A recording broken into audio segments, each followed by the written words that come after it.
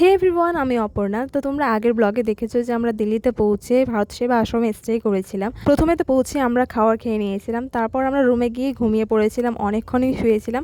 তারপর আবার বিকেলের দিকে আমরা রেডি হয়ে গেছি, আর এখন আমরা যাচ্ছি হচ্ছে ইন্ডিয়া গেট ঘুরতে। তো বাসে করে আমাদেরকে নিয়ে আসা হয়েছিল ইন্ডিয়া গেট। তারপর সব টিচার্সরা আমাদেরকে নিজেদের মতো ঘোরার পারমিশন দিয়ে দিয়েছিল, তো আমরা নিজেদের মতো করেই ঘুরছিলাম। এখানে যে গাড়িগুলো রাখা আছে ওগুলো বাচ্চাদের জন্য না বড়দের জন্য এটা আমার জানা নেই, কিন্তু লোকগুলো আমাদেরকে জিজ্ঞেস করছিল কি আমরা কি চাপবো নাকি এগুলোতে। আমার তো মনে হয়েছিল লোকগুলো বদমাশ ছিল, তাই আমাদেরকে জিজ্ঞেস করছিল এরকম করে। প্রথমে তো আমরা সব গ্রুপ একসাথে ঘুরছিলাম, কারণ ভয় হচ্ছিল যে আমরা যদি হারিয়ে যাই। আর আমাদের টিচার্সরা আমাদেরকে আগে ওয়ার্নিং দিয়ে দিয়েছে যে সন্ধ্যা 7টার আগে আমাদেরকে গাড়ির কাছে পৌঁছতে হবে, আর যে পৌঁছতে পারবে না তাকে ছেড়ে চলে যাওয়া হবে।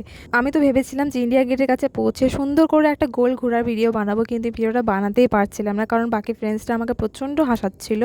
আর তারপর আমরা ডিসাইড করেছিলাম যে ইন্ডিয়া গেট থেকে আমরা যাবো রাষ্ট্রপতি ভবন, এটা সামনে হেঁটেই যাওয়া যায়। কিন্তু আমরা এখানে এত হাসি মজা স্টার্ট করেছিলাম আর মজার ভিডিও বানাচ্ছিলাম যে আশেপাশের লোকজন পুরো আমাদের দিকেই ফোকাস ছিল।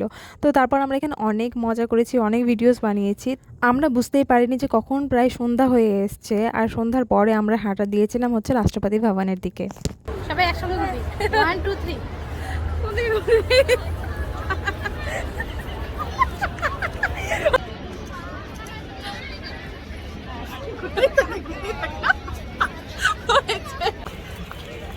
তো আমাদের পিছনে হচ্ছে ইন্ডিয়া গেট। আমরা ঘুরে আসলাম ওখান থেকে। আমার ভিডিও করার সাহস হচ্ছে না কেন অনেক ভিড় ওখানটায়। আর नहीं दिख रहा है। ओके, हम लोग अभी इस टनल में घुस गए हैं। नहीं दिख रहा है, लग रहा है भूतिया अगर भूतिया हुआ तो क्या करोगी।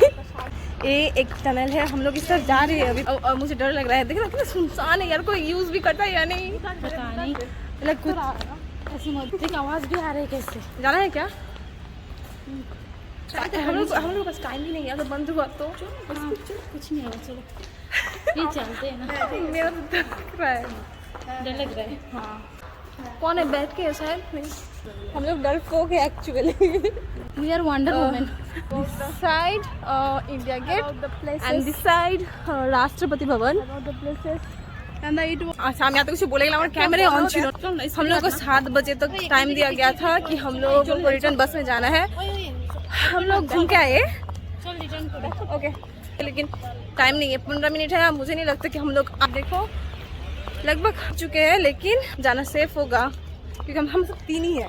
हम लोग के साथ जो लड़के लोग वो भी चले गए। हम लोग के साथ जो लड़के थे वो भी चले गए।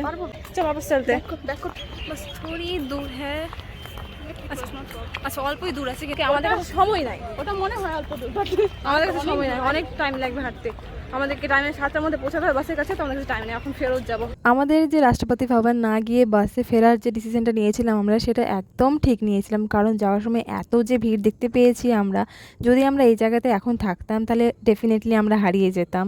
তো খুব ভালো কাজ করেছি, আমরা আর যাইনি। আর এখন আমরা চলে এসেছি আশ্রমে, এখন আমরা ডিনার করব, আর ডিনার করে আমরা চলে যাব ঘুমাতে।